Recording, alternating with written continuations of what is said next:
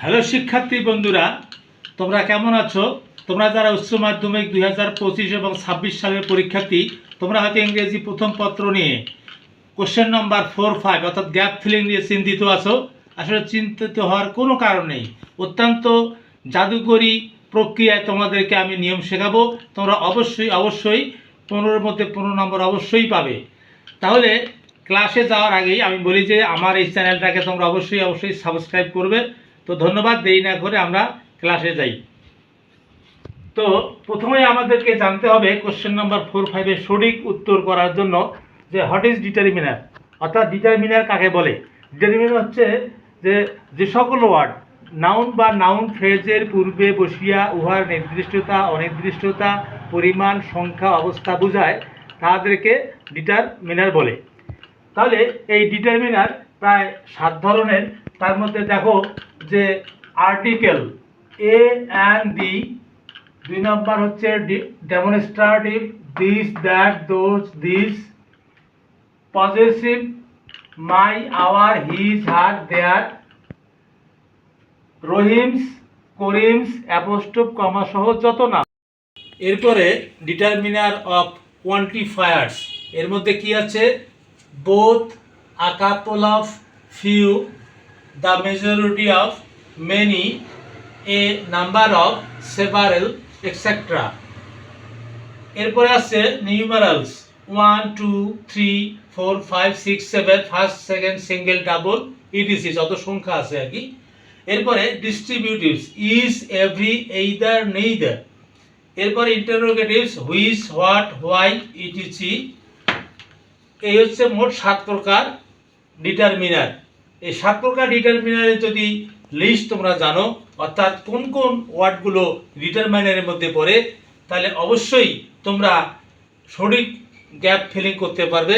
আমরা আগেই বলেছি যে ডিটারমিনারের পরে যদি গ্যাপ থাকে সেখানে অবশ্যই নাউন বসবে। এটা তোমাদেরকে সুন্দরভাবে মনে রাখতে হবে। তো আমরা কিছু এক্সাম্পল দেই, দেখা যাক। যেমন আর্টিকেল, ইউজ অফ আর্টিকেল দিয়ে আমরা এক্সাম্পল দেই। An owl is a useful animal. এখানে দেখো অ্যান হচ্ছে আর্টিকেল, এটা ডিটারমিনার।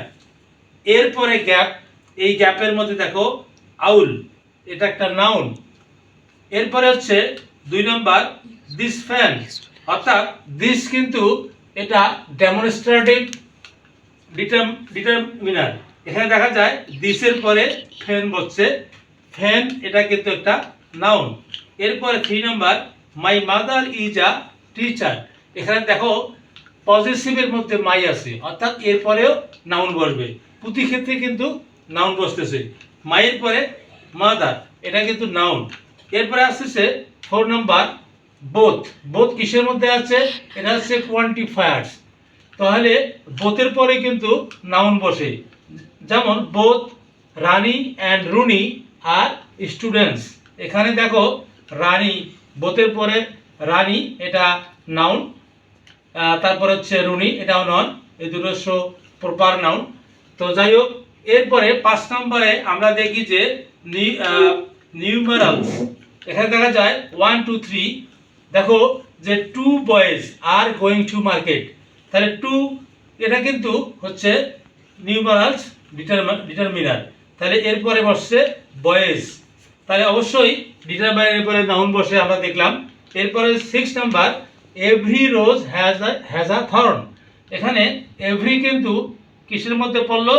যে ডিস্ট্রিবিউটিভস ডিটারমিনার ইচ, অতএব ইচে, ইজ, এভরি, এদের পরে গ্যাপ থাকলে অবশ্যই তোমরা নাউন বসাবে, অন্য কিছু বসানোর চিন্তা ভাবনা করবে না। এরপরে আমরা দেখতেছি যে interrogatives determiner which, what, why, etc. Example হচ্ছে which pen do you want, তুমি কোন কলমটি চাও। আমরা এই আলোচনা থেকে দেখতে পেলাম যে এই 7 ধরনের ডিটারমিনার আছে। এদের এই শব্দগুলোর পর, এই ডিটারমিনারের পর যদি কোনো গ্যাপ থাকে অবশ্যই তোমরা নাউনকে চিন্তা ভাবনা করবে এবং সেটাই মাথায় নিয়ে আসবে, অন্য কিছু চিন্তা ভাবনা করা যাবে না। কারণ এটা প্লেস হচ্ছে position of noun, only noun you have to mention here. তাহলে এভাবে যদি তোমরা এই নিয়ম ফলো করো এবং গ্যাপ ফিলিং করো, তাহলে অবশ্যই তোমরা এই কোশ্চেন ইংরেজি ফার্স্ট পেপারের মধ্যে 4 এবং 5-এর মধ্যে 5 + 10 এই 15 মার্কস অবশ্যই পাবে। থ্যাংক ইউ, আল্লাহ হাফিজ।